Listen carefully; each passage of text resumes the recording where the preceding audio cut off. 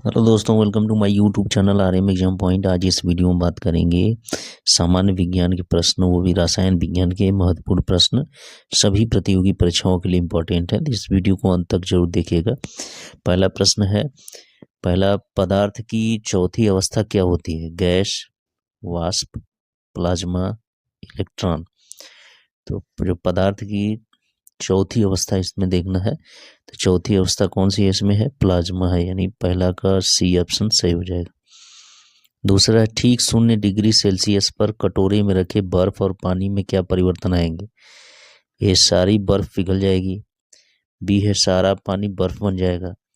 सी, कोई परिवर्तन नहीं आएगा। डी, थोड़ी सी बर्फ पिघल जाएगी। तो इसमें सही ऑप्शन कौन सा होगा? 0 डिग्री सेल्सियस के पर एकदम ठीक 0 डिग्री सेल्सियस पर कटोरे में रखे बर्फ और पानी में दोनों में क्या परिवर्तन दिखाई देगा? तो जो सारा पानी होगा वो भी बर्फ बन जाएगा, यानी दूसरा का बी ऑप्शन सही हो जाएगा। नेक्स्ट आते हैं तीसरा प्रश्न, किसी गैस को द्रव में बदलने के लिए सबसे सरल विधि कौन सी होती है? ए, कम तापमान और उच्चतम दाब। बी, उच्च तापमान और कम दाब। सी होता है कम तापमान और कम दाब। डी है उच्च तापमान और उच्च दाब। तो कौन सी परिस्थिति होती है? वह कम तापमान और उच्च दाब होती है, यानी ए ऑप्शन इसका सही हो जाएगा, तीसरा। चौथा है, वह चुनिए जो मिश्रण नहीं है। वायु, गैसोलीन, एलपीजी, अशुद्ध जल। तो कौन ये मिश्रण नहीं है? तो ये डी वाला मिश्रण नहीं है, यानी चौथा का डी ऑप्शन सही हो जाएगा।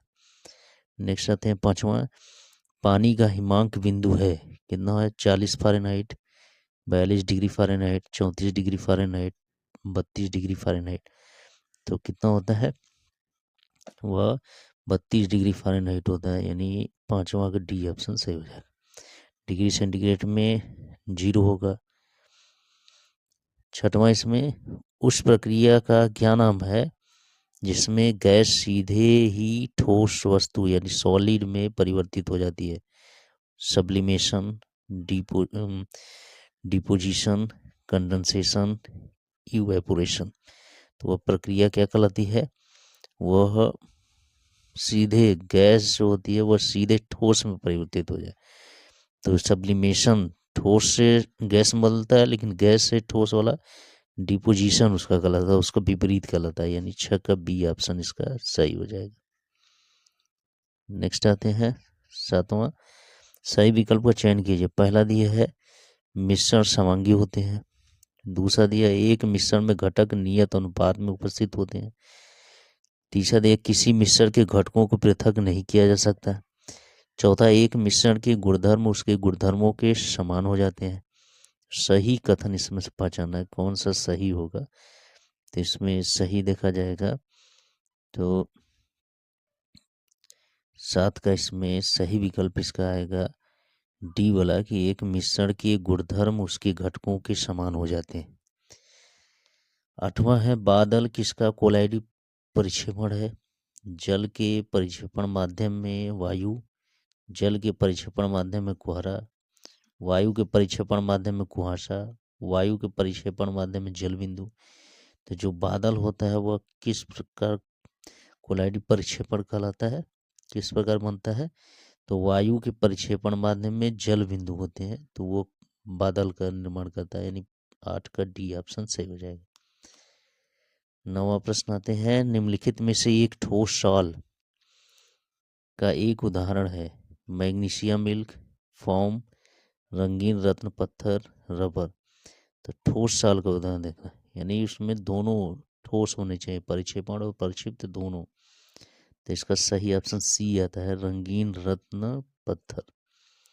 10वां है, निम्नलिखित में से वे कौन से कण हैं जो परमाणु केंद्रक के चारों ओर घूमते हैं और ऋणात्मक रूप से आवेशित होते हैं? Electron, proton, positron, neutron. तो कौन होते हैं? सबसे सिंपल क्वेश्चन इसमें वही इलेक्ट्रॉन ही होते हैं, यानी 10 का ये ऑप्शन सही हो जाएगा। नेक्स्ट आते हैं 11 प्रश्न में, परमाणु का न्यूक्लियस बने होते हैं प्रोटॉनों और इलेक्ट्रॉनों से, प्रोटॉनों और आइसोट्रॉनों से, इलेक्ट्रॉनों और न्यूट्रॉनों से, प्रोटॉनों और न्यूट्रॉनों से। तो परमाणु के न्यूक्लियस किससे बने होते हैं? वह प्रोटॉनों और न्यूट्रॉनों से बने होते हैं, यानी 11 का डी ऑप्शन सही हो जाएगा। 12 है न्यूक्लियस में रिक्त स्थान बना हुआ परमाणु क्रमांक को दर्शाता है कौन? Proton, neutron, electron, hydron. तो परमाणु क्रमांक को कौन दर्शाता है न्यूक्लियस में? वह प्रोटॉन को दर्शाता है कि जो प्रोटॉन की संख्या होती है वही परमाणु क्रमांक होता है। तो इस तरह से 12 का ये ऑप्शन सही हो जाएगा। 13 है उन तत्वों को क्या कहा जाता है जिनके समान संख्या में प्रोटॉन और भिन्न संख्या में न्यूट्रॉन होते हैं? समस्थानिक, समावयवी, समभार परमाणु, अपरूप। तो क्या कहलाते हैं? वह समस्थानिक कहलाते हैं, यानी 13 का ए ऑप्शन सही हो जाएगा। 14 जब आप एक परमाणु के न्यूट्रॉनों की संख्या को बदल देते हैं तो इसका क्या बदल जाता है? समस्थानिक, आयन, आवेश, तत्व संख्या। तो क्या परिवर्तन होता है जब न्यूट्रॉनों की संख्या बदल दी जाए? तो किस में परिवर्तन होगा? वह हो जाएगा 14 का ए समस्थानिक में परिवर्तन हो जाएगा, नहीं 14 का ए ऑप्शन सही हो जाएगा। नेक्स्ट आते हैं 15 प्रश्न। परमाणु ऊर्जा के उत्पादन में प्रयोग किए जाने वाला आइसोटोप निम्नलिखित में से कौन सा है? U235, U238, U234, U236। तो कौन सा इसमें प्रयोग किया जाता है? वह 235 वाला प्रयोग किया जाता है, ये यानी U235 ए ऑप्शन सही होगा 15। 16 है परमाणु पाइल का प्रयोग कहाँ जाता है, कहाँ होता है?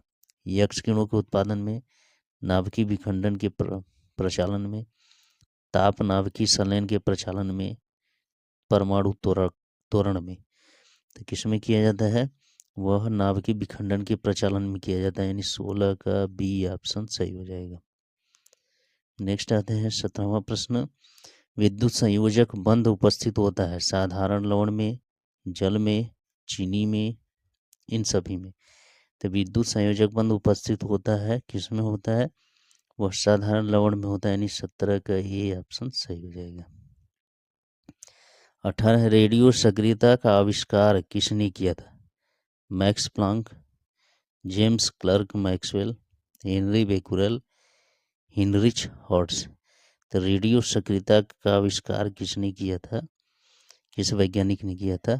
तो इसका सही विकल्प आता है हेनरी बेकुरेल ने किया था। 18 का सी ऑप्शन सही हो जाएगा। नेक्स्ट आते हैं 19 प्रश्न। रेडियो कार्बन काल निर्धारण किस आयु का आकलन करने के लिए प्रयुक्त किया जाता है? मृदा, स्मारक, जीवाश्म, फॉसिल, चट्टानें। किसका किया जाता है? वह जीवाश्म फॉसिल का आयु निर्धारण करने में किया जाता है। 20 आघात वर्ध, इसमें खाली स्थान बना है कि गुण दर्शाता है गैर धातु, धातु, गैर धातु के यौगिक। तो आघात वर्धनता गुण किसमें पाया जाता है? तो इसमें केवल धातुओं में पाया जाता है, यानी 20 का बी ऑप्शन सही हो जाएगा। तो इस तरह से इस वीडियो में हम लोग 20 क्वेश्चन के बारे में डिस्कस किए जो कि परीक्षा की दृष्टि से बहुत इंपॉर्टेंट है। यदि ये वीडियो अच्छा लगा तो मेरे चैनल को सब्सक्राइब करें, वीडियो को लाइक शेयर करना ना भूलें। Thank you.